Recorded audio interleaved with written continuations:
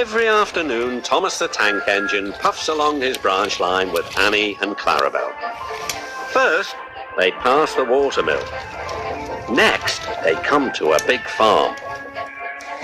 Then, they can see a bridge with a village nestled either side of it. This is a special place. Whenever children hear Thomas coming along, they stand on the bridge waving until he is out of sight.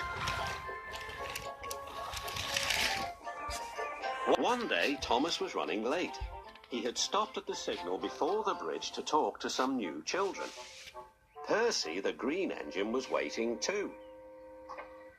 "Hurry up, Thomas," called Percy when the signal dropped. "If you're late, the Fat Controller may get a new engine to replace you." He would never do that, thought Thomas, but he was worried. Next day, Thomas hurried along the line. Just ahead was the goods yard. There, on the platform, was an inspector waving a red flag. Next, Thomas saw some children. They were waving too. Something must be wrong, thought Thomas. This station is for goods, not passengers. "Help, Thomas, help! We are glad to see you," called the children. "Please, will you take us home?" The station master explained to Thomas's driver that the school bus had broken down and all the parents would be worried if the children were late. Thomas waited as the children walked down from the bridge.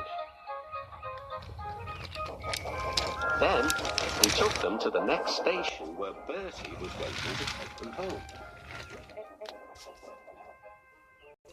When Thomas finished his journey, he was very late.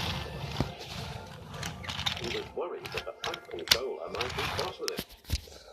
"I warned Thomas," puffed Percy to James. "He's been late one time too many. He'll be in trouble now." But next morning, when Thomas picked up his passengers, the Fat Controller was nowhere to be seen. "Thank goodness," sighed Thomas.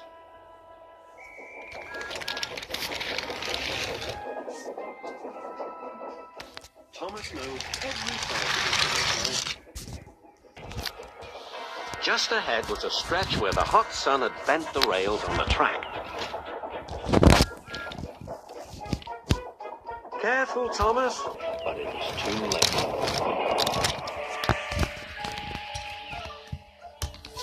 "That's done it," said his driver. "We shan't get any further today." "But what about my passengers?"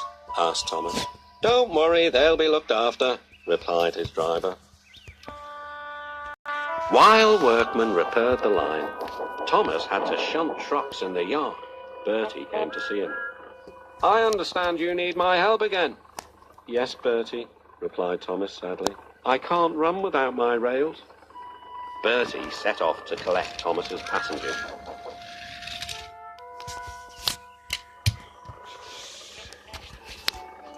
"Hello, Bertie," they said. "We are glad you are here."